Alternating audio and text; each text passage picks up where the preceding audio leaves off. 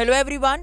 Today we will continue our chapter number 6 of geography, that is manufacturing industries. As earlier we studied that manufacturing industry is related to the production sector, okay, or it is related to the secondary sector. Now what is secondary activity? As we already know that secondary activity is activity in which the finished good is produced. The secondary activity is an activity in which the primary goods or primary product, that is raw material, is transformed as a finished good, is known as secondary activity. Now, okay, so here it is. I already explained you that what is secondary activity, albeit I am explaining this again, that what is secondary activity. In secondary activity, we take raw environmental material as a raw material and transformed in the industry in the finished goods. Okay, now the come to the next sector that, हाँ, ये एक बार और आप लोग देख लो कि secondary activity जो रहती है देश की इकोनॉमी में बहुत ज़्यादा डेवलपमेंट करती है. एक बच्चे ने मेरे से क्वेश्चन पूछा था कि सर जो इकोनॉमिक स्ट्रेंथ रहती है और जो जीडीपी रहती है उसमें आप हमें थोड़ा सा बताइए कि क्या डिफरेंसेस है. तो जीडीपी जो रहती है आपका, देखो इकोनॉमिकली अगर मैं बात करूँ तो economically GDP is very different aspect, है ना. जीडीपी का मतलब है ग्रॉस डोमेस्टिक प्रोडक्ट, जिसमें पूरे के पूरे इकोनॉमिक सेक्टर्स की बात आती है. सिर्फ इंडस्ट्री बस इंक्लूड नहीं होती है बेटा इसमें, ठीक है. समझ में आ रहा है, ठीक है. और अगर मैं बात करूं हमारे देश में इंडस्ट्री की हालत कैसी है, तो आपको मैंने पिछली स्लाइड में पिछली वीडियोस में बताया है कि इंडस्ट्री की हालत हमारे देश में इन बिटवीन है, नॉट सो मच डेवलप्ड और ना ही बहुत ज़्यादा अंडर डेवलप्ड है, डेवलपिंग स्टेट में है, ठीक है. ये कुछ फ़ायदे हैं, आप चाहो तो पॉज करके लिख सकते हो, वैसे मैंने इतना बता दिया था. Now our next topic is classification of industry, which is very important. कि अब देखो आप इंडस्ट्रीज़ को क्लासीफाई कैसे करोगे, दैट इज़ वेरी इंपॉर्टेंट. देखो इंडस्ट्रीज़ को हमारे देश में या मैन्युफैक्चरिंग इंडस्ट्रीज़ को कई जगहों पर 5 मेजर बेसिस में क्लासीफाई किया जाता है. On the basis of raw material, source of raw material, मतलब कि on the basis of source of raw material, मतलब कि रॉ मटेरियल जहाँ से आया है उस बेसिस में क्या किया जाता है, इंडस्ट्रीज़ को क्या कर दिया जाता है, क्लासिफाइड कर दिया जाता है, ठीक है. अब देखो दो इंडस्ट्रीज़ मेजर आपके सामने आएगी, that is agro based industries and mineral based industry. Agro based industry बेटा वो इंडस्ट्रीज़ होती है जहाँ एग्रीकल्चर प्रोडक्ट, एग्रीकल्चर मटेरियल्स जो रहते हैं as a raw material industry में आते हैं, ठीक है. अगर मैं बात करूँ आपके चिप्स वगैरह की, है ना, जो आप स्नैक्स वगैरह खाते हो, चाहे वो चिप्स हो, चाहे अगर मैं बात करूँ कुरकुरे का पैकेट हो, या अगर मैं बात करूँ आपका और डिटेल में नमकीन का पैकेट हो, ये सब है ना. तो ये सब जो भी है ये सब कहाँ से आता है, आपको एग्रो बेस्ड इंडस्ट्री है ये. मतलब कि अगर मैं बात करूँ फॉर एग्जांपल पटाटो वगैरह जो है वो एग्रीकल्चर प्रोडक्ट है, तो वो जब इंडस्ट्री में जाएगा तो तब आपको पटाटो ही नहीं मिलेगा वापस, है ना. क्या ट्रांसफॉर्म हो जाएगा वो, एज अ चिप्स या एज अ अनदर स्नैक में ट्रांसफॉर्म होकर हमारे तक आएगा. तो वो सारी इंडस्ट्रीज जहाँ एग्रीकल्चरल प्रोडक्ट जो रहते हैं वो एज अ रॉ मटेरियल रहते हैं, ठीक है, उसे क्या कहते हैं, agro based industry. Whereas the industries where the mineral materials, I am talking about iron, I am talking about iron, aluminium, okay, and the other iron and the other minerals like coal and all that. तो ये क्या है, एक तरह से अगर देखा जाए तो मिनरल बेस्ड इंडस्ट्रीज वो इंडस्ट्रीज होती है जिसका रॉ मटेरियल मिनरल होता है, ठीक है. अब आते हैं किसमें, according to their main role. बेटा ये वाला थोड़ा सा ना बच्चे कंफ्यूज हो जाते हैं. According to their main role में देखो मेन रोल क्या होता है इंडस्ट्री का, या तो वो इंडस्ट्री खुद के लिए प्रोडक्शन करे, या तो वो इंडस्ट्री सीधे डायरेक्ट कंज्यूमर्स के लिए प्रोडक्शन करे, या तो वो किसी और इंडस्ट्री के लिए प्रोडक्शन करे. Getting my point.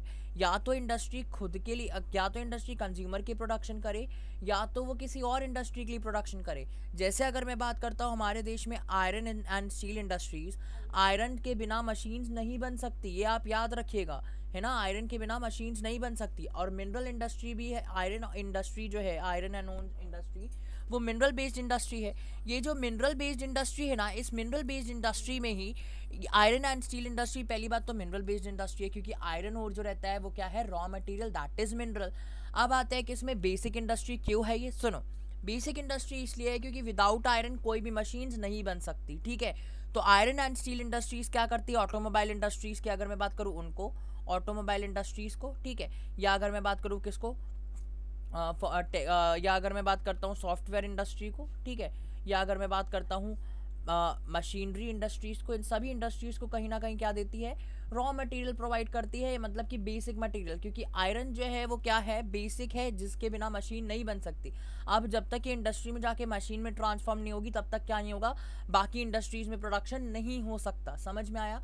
तो बेसिक इंडस्ट्रीज वो इंडस्ट्रीज होती है जिसमें क्या होता है, जो क्या करती है, दूसरी इंडस्ट्रीज के लिए काम आती है, ठीक है। कंज्यूमर इंडस्ट्रीज वो इंडस्ट्रीज होती है जिस इंडस्ट्री का प्रोडक्शन जो रहता है वो सीधे क्या जाता है, कंज्यूमर्स के पास जाता है, ठीक है। अगर मैं बात करता हूँ चिप्स इंडस्ट्री की, या अगर मैं बात करता हूँ केमिकल इंडस्ट्रीज की, तो केमिकल्स जो है मतलब अगर मैं बात करता हूँ केमिकल इंडस्ट्रीज की, अगर मैं बात करूँ कॉस्मेटिक इंडस्ट्रीज की, कॉस्मेटिक मतलब कि जो आप अपने चेहरे में क्रीम वगैरह, या अगर मैं बात करता हूँ बॉडी लोशन या oil and all, sorry oil is not in cosmetic sector, अगर मैं बात करता हूँ कुछ किसी भी ऐसे प्रोडक्ट की which you are applying on your body, so that is fall in the cosmetic industries. तो ये जो कॉस्मेटिक इंडस्ट्रीज है, इस कॉस्मेटिक इंडस्ट्रीज में वहाँ जो प्रोडक्शन होता है वो किसी और इंडस्ट्रीज में नहीं जाता है, वो डायरेक्टली कहाँ आता है, कंज्यूमर तक। तो that is known as consumer industries. वो इंडस्ट्री डायरेक्टली जो आउटकम जिसका या जो प्रोडक्ट रहता है वो क्या करते हैं, कंज्यूमर कंज्यूम करते हैं। Getting my point now. अब थोड़ा सा मैसी हो रहा है तो हम इसको क्लियर कर लेते हैं पहले, फिर उसके बाद हम कंटिन्यू करेंगे।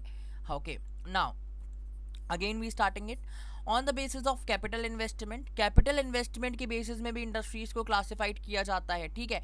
मतलब कि कितने पैसे लग रहे हैं। Small scale industry number 1 on the basis of capital investment, and second one is large scale industry, ठीक है। स्मॉल स्केल इंडस्ट्रीज वो इंडस्ट्रीज होती है जहां 1 करोड़ या उससे कम पैसे लगे जाते हैं। 1 करोड़, 1 करोड़ या उससे कम का जो कॉस्ट लगता है जिस इंडस्ट्री में, उसे क्या कहा जाता है, स्मॉल स्केल इंडस्ट्री, ठीक है। अगर मैं बात करूं लार्ज स्केल इंडस्ट्री की, तो लार्ज स्केल इंडस्ट्री में there is know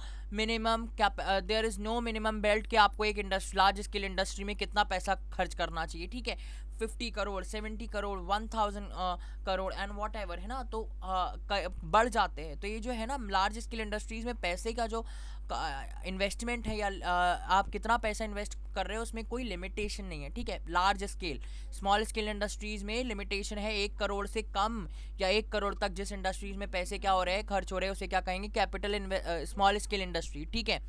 on the basis of ownership में हम देखेंगे कि कितने प्रकार के ओनरशिप के बेसिस में भी आप क्या कर सकते हो, इंडस्ट्रीज को क्लासिफाइड कर सकते हो।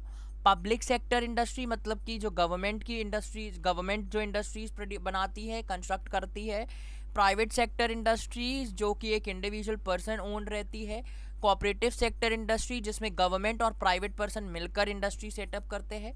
जॉइंट सेक्टर इंडस्ट्री जिसमें वर्कर्स मिलकर इंडस्ट्री को सेटअप करते हैं, ठीक है। या तो रॉ मटेरियल का जो प्रोडक्शन होता है वहाँ के वर्कर्स, और जहाँ इंडस्ट्रीज का जो प्रोडक्शन हो रहा है वहाँ के वर्कर्स मिलकर क्या करते हैं, जॉइंट सेक्टर इंडस्ट्री का प्रोडक्शन, जॉइंट सेक्टर इंडस्ट्री को स्टैब्लिश करते हैं। कंफ्यूज मत होना कोऑपरेटिव सेक्टर और जॉइंट सेक्टर में, उसको और डिटेल में मैं अभी समझाऊंगा, डोंट वरी अबाउट दैट।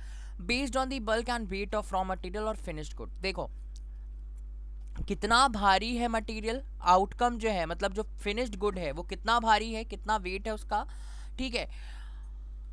उसके बेसिस में फिनिश्ड गुड और रॉ मटेरियल का कितना वेट है। फिनिश्ड गुड मतलब कि जो बन के निकला वो फिनिश्ड गुड, और उसके पहले जो था वो रॉ मटेरियल, ठीक है। समझ लो अगर मैं बात कर रहा हूँ पेपर की, तो पेपर क्या हुआ हमारे लिए, सॉरी पेपर क्या हुआ हमारे लिए, फिनिश्ड गुड, है ना। पर अगर मैं बात करूँ ट्री की तो वो क्या हो जाएगा, ट्री की अगर मैं बात करूँ तो वो क्या हो जाएगा, रॉ मटेरियल। तो ट्री से पेपर बना तो क्या है, फिनिश्ड गुड। यहाँ पेपर है और रॉ मटेरियल ट्री, ठीक है। तो होता क्या है, on the basis of weight of the raw material और फिनिश्ड गुड के बेसिस में भी हम इंडस्ट्रीज को 2 पार्ट्स में क्लासिफाइड करते हैं, हैवी इंडस्ट्रीज और लाइट इंडस्ट्रीज। हैवी इंडस्ट्रीज वो इंडस्ट्रीज होती है जिसके जो प्रोडक्ट्स रहते हैं वो लाइट रहते हैं। अगर मैं बात करूँ for example if I am talking about iron and steel industry, तो आयरन और स्टील इंडस्ट्रीज, आप एक आयरन को एक हाथ से उठा ना में थोड़ी मुश्किल जाती है ना, जाती है कि नहीं, ऐसे आसानी से तो आप उठा नहीं लोगे, है ना। हाँ, छोटे आयरन की बात चल जाती है, बट अगर मैं आपको अच्छा खासा भारी भरकम सा आयरन दे दूँ तो वो इंडस्ट्रीज जिसका रॉ मटेरियल काफ़ी भारी रहता है, जैसे आयरन का रॉ मटेरियल काफ़ी भारी रहता है, आयरन ओर जो रहता है वो एक व्यक्ति से नहीं उठाया जा सकता, उसको ट्रक में एक जगह से दूसरी जगह ट्रांसपोर्ट करने में काफ़ी टाइम लगता है, ठीक है। तो वो इंडस्ट्री जिसका रॉ मटेरियल भारी रहता है और इसका आउटकम भी काफ़ी भारी भरकम रहता है, ठीक है। ऑटोमोबाइल इंडस्ट्रीज जिसका आउटकम मतलब ऑटोमोबाइल इंडस्ट्रीज जो रहती है वो भारी रहती है। आप एक व्हीकल को अपने हाथ में नहीं उठा सकते, है ना। उठा नहीं सकते मतलब इन द सेंस कि आप ऊपर अपने हाथ में नहीं रख सकते, चला तो सकते हैं बट ऊपर हाथ में नहीं रख सकते। तो वो इंडस्ट्रीज जिनके प्रोडक्ट्स का जो वेट रहता है, या मैं अगर बात करूँ उनका जो हाँ वेट या हैवीनेस जो रहती है वो ज़्यादा रहती है। लाइट इंडस्ट्रीज़ वो इंडस्ट्रीज जिसके प्रोडक्ट्स और रॉ मटेरियल काफ़ी लाइट होते हैं, जैसे कि cotton and textile industries, textile industries की जो प्रोडक्ट है वो क्या होते हैं, काफ़ी हल्के रहते हैं, आप कपड़ों को अपने हाथ से आराम से उठा सकते हो, तभी वो हवा में उड़ जाते हैं, ठीक है। Now next is according to their main role. अब मैं थोड़ा सा क्लासिफिकेशन डिटेल में बता रहा हूँ, वैसे मैंने काफ़ी डिटेल में समझा दिया है, फिर भी देख लो। According to their main role आप इंडस्ट्रीज़ को बेसिक और की इंडस्ट्रीज़ में क्लासीफाई करोगे, या तो कंज्यूमर इंडस्ट्रीज़ में। बेसिक इंडस्ट्रीज़ वो इंडस्ट्रीज़ होती है जिसका रॉ मटेरियल क्या होता है, बेसिक इंडस्ट्रीज़ वो इंडस्ट्रीज़ होती है जो दूसरी इंडस्ट्रीज़ को क्या करती है, सप्लाई करती है प्रोडक्ट, ठीक है। For example iron and steel industries, ये बता दिया है। कंज्यूमर इंडस्ट्रीज़ वो इंडस्ट्रीज़ होती है जिसमें क्या होता है, कंज्यूमर डायरेक्टली कंज्यूमर के पास जाकर क्या होता है, कंज्यूम होता है, जैसे कि शुगर हो गया, टूथपेस्ट हो गया, पेपर होगा, स्विंग मशीन है ना, या फैंस है ना, ठीक है। Now next one is basis of capital investment, ठीक है। बेटा एक वर्ड याद रखना है ना, मैं स्विंग मशीन का मुझे हिंदी में इसका मीनिंग चाहिए, मुझे नहीं पता इसका मतलब क्या है, आप इसका मतलब मुझे बताएंगे, आप इसका मतलब मुझे पर्सनली व्हाट्सएप करके बताएंगे, ठीक है। स्विंग मशीन का मतलब, इससे एटलीस्ट आप लोगों को याद रहेगा। कंज्यूमर इंडस्ट्रीज़ में वो इंडस्ट्रीज आती है, वो प्रोडक्ट्स आते हैं वो इंडस्ट्रीज आती है जिसका प्रोडक्ट डायरेक्टली क्या करता है, कंज्यूमर कंज्यूम करता है, ठीक है। होमवर्क मत भूलना आप लोग। बेसिस ऑफ कैपिटल इन्वेस्टमेंट में जैसा कि मैंने बता दिया, large scale industry, small scale industry. Large scale industries वो इंडस्ट्रीज होती है जिसमें 1 करोड़ से ज़्यादा पैसे लगते हैं, वेयर एज जो स्मॉल स्केल इंडस्ट्रीज होती है उसमें 1 करोड़ से कम पैसे लगते हैं या 1 करोड़ तक पैसे लगते हैं, ठीक है। जैसे कि आयरन एंड स्टील इंडस्ट्री में आपको 1 करोड़ से ज़्यादा पैसे लगेंगे, है ना। टेक्सटाइल इंडस्ट्रीज़ में भी मोर देन आपका पैसा काफ़ी ज़्यादा कंज्यूम होगा। हाँ, स्मॉल स्केल इंडस्ट्रीज़ में आप क्या कर सकते हो, फूड इंडस्ट्रीज़ हो सकती है आपकी, है ना, या अगर मैं बात करूँ आपकी cosmetic industries small scale industries में आ सकती हैं, ठीक है। Now next is your classific that one more slide is here, I think it's not here, it should be, हाँ ये देखो, एक्सप्लेनेशन ऑफ इंडस्ट्रीज, स्लाइड थोड़ा आगे पीछे हो गई है तो be careful. Agro based industries जो है वो इंडस्ट्रीज है जिसके रॉ मटेरियल क्या रहते हैं, एग्रीकल्चरल प्रोडक्ट्स रहते हैं। जैसे अगर मैं बात करूँ टेक्सटाइल इंडस्ट्री का क्या है, कॉटन, जूट, सिल्क, वूलन मतलब कि ऊन, ठीक है। तो ये जो टेक्सटाइल इंडस्ट्रीज है वो इंडस्ट्रीज है जिसमें हम क्या करते हैं, कपड़ों का प्रोडक्शन करते हैं। Rubber industry, rubber, coffee, tea, edible oil, these are the what, rubber, coffee, tea, ये सब कौन सी इंडस्ट्रीज है, एग्रो बेस्ड इंडस्ट्रीज। वो इंडस्ट्रीज जिसका रॉ मटेरियल एग्रीकल्चरल प्रोडक्ट रहता है। मिनरल बेस्ड इंडस्ट्री वो इंडस्ट्रीज होती है जिसका रॉ मटेरियल कौन सा प्रोडक्ट रहता है, मिनरल रहता है। जैसे अगर मैं बात करूँ आयरन एंड स्टील इंडस्ट्री का raw material iron, cement industry का रॉक, है ना। अगर मैं बात करूँ सैंडस्टोन, या अगर मैं बात करूँ आपकी किसकी ये दैट अगर मैं यहाँ बात करूँ आपकी दैट लाइमस्टोन की, है ना, limestone is also use for cement industry, है ना। तो these are the raw material, और ये जो रॉ मटेरियल है वो क्या है, मिनरल है, ठीक है। तो इसलिए वो सारी इंडस्ट्रीज जिसमें क्या होता है, किस मिनरल का इस्तेमाल किया जाता है, वो कौन सी इंडस्ट्रीज है, mineral based industry. Petrochemical industries is also यार मिनरल बेस्ड इंडस्ट्रीज, ठीक है, समझ में आया, ठीक है। नाउ नेक्स्ट इज आर, थोड़ा पीछे चलते हैं, हाँ ये वाला टॉपिक आई थिंक, हाँ ये एक बार आप लोग देख लीजिए, क्लासिफिकेशन ऑफ इंडस्ट्री, ठीक है।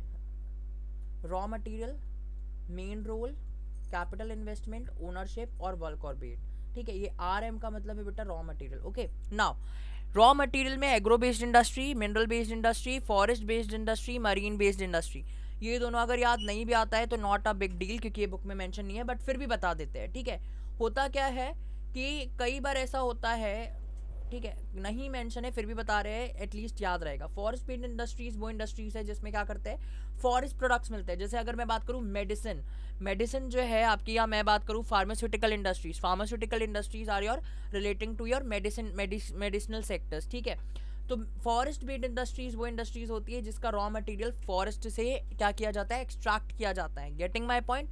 अगर मैं बात करूं अभी जो बाबा रामदेव है वो कई सारे ऐसे प्रोडक्ट्स का दावा करते हैं कि वो जंगलों से मतलब कि डायरेक्टली नेचर से निकालते हैं, तो वो उनके जो प्रोडक्ट्स हैं उनको कह सकते हैं कि वो जो इंडस्ट्री सेटअप करा उन्होंने फॉरेस्ट बेस्ड इंडस्ट्री सेटअप किया है। तो वो इंडस्ट्रीज जिसके रॉ मटेरियल क्या रहते हैं, फॉरेस्ट से एक्सट्रैक्ट किए जाते हैं, ठीक है। मरीन बेस्ड इंडस्ट्री बेटे, हाँ मरीन का मतलब होता है ओशन एंड सी। तो वो सारे प्रोडक्ट्स जिसका रॉ मटेरियल क्या हो, ओशनिक या तो ओशनिक ऑर्गेनिज्म हो या तो ओशनिक मिनरल्स वगैरह हो, ठीक है, उसे क्या कहोगे आप, marine based industry. Getting my point? Now next one is your main role, basic और key industries, consumer industries. आप पॉज करके इसको प्रॉपर लिखेंगे, ठीक है? समझ में आ रहा है? बेसिक एंड की industries, consumer industries, large scale industries, small scale industries, cottage industries, ये काफ़ी छोटी रहती है, ये बुक में मेंशन नहीं है, फिर भी सुन लो। कॉटेज इंडस्ट्रीज जो रहती है उसमें और कम पैसा लगता है। अगर मैं बात करूँ मुश्किल से कॉटेज स्केल इंडस्ट्रीज में, जो कॉटेज इंडस्ट्रीज रहती है उसमें आप एक कमरे में जो इंडस्ट्री चलाते हो उसे कॉटेज इंडस्ट्री कहते हैं। जैसे अगर मैं बात करूँ किसकी, आप जो पिकल, कई बार ऐसा होता है कोई फैमिली मेम्बर्स या कई घर के लोग जो रहते हैं वो पिकल और अचार और पापड़ का बिजनेस करते हैं ना, तो वो जो इंडस्ट्री है वो आप कह सकते हो कॉटेज इंडस्ट्री में आएगा, ठीक है? क्योंकि आप मुश्किल से 2 या 3 कमरों में ही वो इंडस्ट्रीज को चला रहे हो, ठीक है?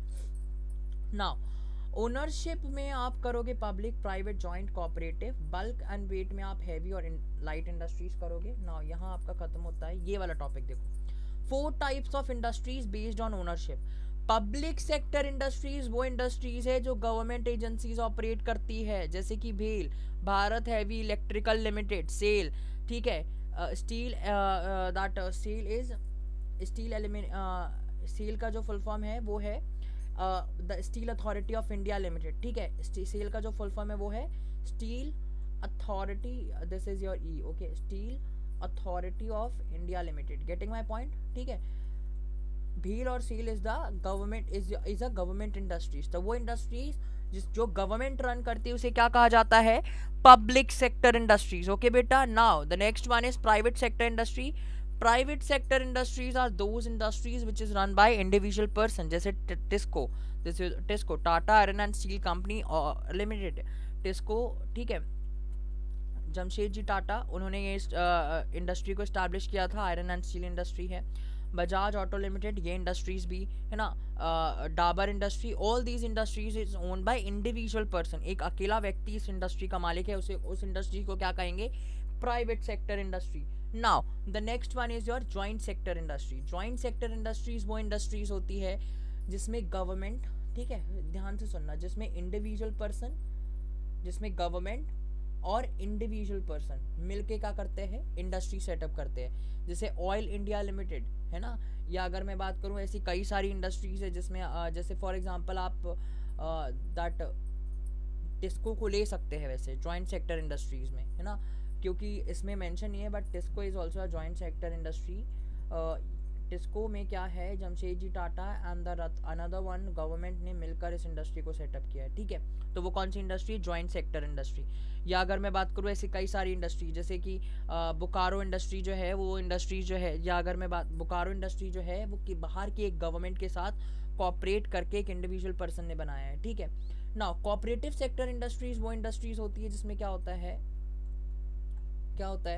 जिसमें कई सारे लोग मिलकर, मतलब कि जो प्रोड्यूसर है, जो रॉ मटेरियल को प्रोड्यूस करता है वो, और जो रॉ मटेरियल को सप्लाई करता है वो, और जो इंडस्ट्री में वर्क करते हैं वो, ये तीनों मिलकर क्या करते हैं? जो इंडस्ट्री सेटअप करते हैं उसे क्या कहते हैं? Cooperative sector industries. अब देखो 2-3 वर्ड यहाँ याद रखना। यहाँ क्वायर क्या होता है? बच्चों के मन में एक क्वेश्चन डेफिनेटली आता है, हर साल पूछते हैं, व्हाट इज क्वायर, ठीक है? शुगर इंडस्ट्री, ये पता है आपको क्या है? शुगर डेफिनेटली जो हम टी में डाल के पीते हैं, है ना, या जिससे हम मोस्टली जिसको हम जूस वगैरह में भी डाल सकते हैं, ठीक है? या कॉफ़ी में अगर आप लोग डालते हो तो, ठीक है? तो this is your what, this is your cooperative sector industries, जिसमें प्रोड्यूसर, रॉ मटेरियल प्रोड्यूस करने वाला, जो इंडस्ट्रीज में काम कर रहे हैं वो, और जो सप्लाई कर रहा है रॉ मटेरियल को, वो मिलकर क्या करते हैं? इंडस्ट्री सेट करते हैं, उसे क्या कहते हैं? Cooperative sector industry. Getting my point? Now coir क्या होता है ये देखते हैं। देखो ये जो दिख रहा है ना, ये है क्वायर। केरला का जो क्वायर इंडस्ट्री है, that is the example of cooperative sector industry. होता क्या है, आप लोगों ने देखा होगा कोकोनट, कोकोनट का जो अपर लेयर होता है ना, अपर लेयर, या अगर मैं बात करूँ जैसे आप कहते हो कि नारियल की रस्सी, है ना, नॉर्मल हिंदी में, नॉर्मल लैंग्वेज में आप उसे नारियल की रस्सी ही कहोगे, ठीक है? उसे उसे कहते हैं क्या? क्वायर। जो क्वायर इंडस्ट्रीज है उसमें आपको ये दिख रहा होगा, देखो ये जो है ये कोई मैं बात ये कोई ब्रिक वगैरह नहीं है बेटा, ब्रिक्स नहीं है ये जो है ना स्पंज है ये, जो कि क्वायर या मतलब कि नारियल के भूसे का बना है या रिमेन्स का बना है, ठीक है? आपने कई सारे मैट्स भी देखे हैं जो मैट से दिख रहे होंगे, इस तरह के डिज़ाइनेबल पॉट्स जो है वो क्वायर का एग्जाम्पल है, ठीक है? So this is what coir is. एक्वायर इंडस्ट्री बहुत फ्लोरिश्ड इंडस्ट्री है और बहुत ज़्यादा डेवलप्ड कर रही है, ठीक है। नाउ आते हैं आपके नेक्स्ट टॉपिक में, which is your textile industry, है ना। एग्रो बेस्ड इंडस्ट्री में हम नंबर 1 में आते हैं टेक्सटाइल इंडस्ट्री। टेक्सटाइल इंडस्ट्रीज वो इंडस्ट्रीज होती है, टेक्सटाइल इंडस्ट्री वो इंडस्ट्रीज होती है जिसमें क्या करते हैं हम, कपड़ों का प्रोडक्शन करते हैं, ठीक है। क्लोथ प्रोडक्शन होता है, उसे क्या कहते हैं, टेक्सटाइल इंडस्ट्री, ठीक है। अभी थोड़ा मोटे मोटे तौर पर समझ लो, ऐसे में नहीं तो वीडियो बहुत लॉन्ग चला जाएगा, फिर हम नेक्स्ट क्लास में से कंटिन्यू करेंगे, ठीक है। टेक्सटाइल इंडस्ट्री जो है वो इंडस्ट्रीज है जिसमें क्या रहता है, कॉटन का प्रोडक्शन किया जाता है, क्लोथ का प्रोडक्शन किया जाता है। इसको आप कई पार्ट्स में डिवाइड कर सकते हो, जैसे कि अगर मैं बात करूँ कॉटन इंडस्ट्री, जूट इंडस्ट्री, ठीक है, या अगर मैं बात करता हूँ फिर आपकी that number of industries is well, ठीक है, cotton industries, jute industry. Apart from that अगर मैं बात करूँ आपकी one more industry, that is your okay, this is sufficient. वैसे टेक्सटाइल इंडस्ट्रीज में दो टॉपिक ही आपकी बुक में, तो आप उतना ही मेंशन करें और डिटेल में मत जाए। तो टेक्सटाइल इंडस्ट्रीज वो इंडस्ट्रीज है जिसमें आप क्लोथ का प्रोडक्शन करते हैं। एग्रो बेस्ड इंडस्ट्री के अंदर देख रहे हैं हम, ठीक है, textile industry. Now the textile industry जो है वो बहुत यूनिक पोजीशन ऑक्यूपाई करके रखा है इंडिया की इकोनॉमी में, क्योंकि टेक्सटाइल इंडस्ट्री जो है हमारे देश की जीडीपी में 41% क्या करता है, कंट्रीब्यूशन करता है। Getting my point. एम्प्लॉयज जो है 35 मिलियन है। बेटा एक बात याद रखना, 1 million equal to what, 10 lakh. मैंने पिछली वीडियो में बताया कि 1 मिलियन मतलब कि 10 लाख। तो ये बताओ 35 मिलियन कितना होगा, 3 करोड़ 50 लाख, ठीक है। 3 करोड़ 50 लाख मतलब कि 3 करोड़ 50 लाख पर्सन जो है किससे, टेक्सटाइल इंडस्ट्रीज से क्या हो रहे हैं, एम्प्लॉय हो रहे हैं, एम्प्लॉयमेंट मिल रही है, ठीक है। फॉरेन एक्सचेंज मतलब कि इन इंडस्ट्रीज के कारण हमें ऑलमोस्ट 24.6% का क्या होता है, फॉरेन एक्सचेंज या फॉरेन मनी मिलती है हमारे देश में। 4% जो है टोटल क्या करता है, जीडीपी में कंट्रीब्यूट करता है। इंडस्ट्रियल प्रोडक्शन में मतलब कि जो 100% इंडस्ट्रियल प्रोडक्शन होता है उसमें 14% टेक्सटाइल इंडस्ट्री जो है वो प्रोड्यूस करता, कंट्रीब्यूट करता है। 4% हमारे देश की जीडीपी में कंट्रीब्यूट करता है, and is the only industry in the country which is self reliant and complete in the value chain. और ये सिर्फ एक ऐसी इंडस्ट्री है जो कि खुद के मटेरियल्स को कंप्लीट करती है, इसको किसी और इंडस्ट्री की ज़रूरत नहीं है। वैसे ज़रूरत है, अगर मैं बात करूँ केमिकल इंडस्ट्रीज़ की, इसको कलरिंग के लिए एंड ऑल दैट, तो ये इंडस्ट्री जो है वो बहुत फ्लोरिश्ड और बहुत कंप्लीट है और इसमें प्रॉफिट बहुत होता है। अगर मैं बात करूँ, आप कॉटन खरीद रहे हो 1 kg, वो आपका 85 का है, ठीक है। अब आप उसको 85 या समझ लो 85 रुपीज़ पर केजी। अगर मैं बात करता हूँ, तुमने कोई कॉटन खरीदा जो कि 200 या 300 रुपये पर केजी का होगा, ठीक है। अब तुम्हें ऑलमोस्ट 7 या 8 केजी या समझ लो 50 केजी लग गया किसमें, कॉटन को क्लोथ में, कॉटन के क्लोथ को बनाने में, ठीक है। तो वो जो पैसा आपका जो इसका जो आप इसको सोल्ड करोगे ना, जब आप ऑलमोस्ट आप 1000 तक जाओगे, एक जो प्रोडक्ट होगा आपका 1000, 2000, 3000 तक जाएगा। तो एक ऐसी इंडस्ट्री है जिसमें बेनिफिट बहुत होता है, ठीक है। Now next one is your okay, factors of concentrating the location of cotton textile industries in Maharashtra and Gujarat. ये वाला टॉपिक जो है आप लोग इसको एक बार देख लो कि हमारे देश में textile industries, cotton textile industries जो है वो मोस्टली गुजरात और महाराष्ट्र में कंसंट्रेटेड क्यों है, क्योंकि वहाँ रॉ मटेरियल है। आज भी already studied in chapter 1 that in chapter 2 in agriculture that the cotton is best produced in the black soil, and the black soil is found chapter 1 में हमने पढ़ा है black soil कहाँ मिलते हैं, Deccan Plateau, that is Maharashtra, Swarashtra and Gujarat region, okay. So the raw material, so the cotton is produced in the Maharashtra and Gujarat region. What is the reason? ताकि वो जो reason है वहाँ अच्छा खासा प्रोडक्शन होता है cotton का, इसलिए हमने वहाँ क्या करा है, इंडस्ट्री को सेटअप किया है। क्लाइमेट बहुत अच्छा है, कोस्टल स्टेट्स जो है वो क्या करते हैं, हमें एक तरह से टेम्परेचर अच्छा खासा रहता है वहाँ का, और फिर उसके बाद वहाँ इंडस्ट्रीज़ भी बहुत वेल डेवलप्ड है। ट्रांसपोर्टेशन सिस्टम भी है जो पोर्ट फैसिलिटीज़ और मार्केट तक हमें पहुँचाता है, मतलब दूसरे देशों तक ईजिली ट्रांसपोर्ट किया जा सकता है।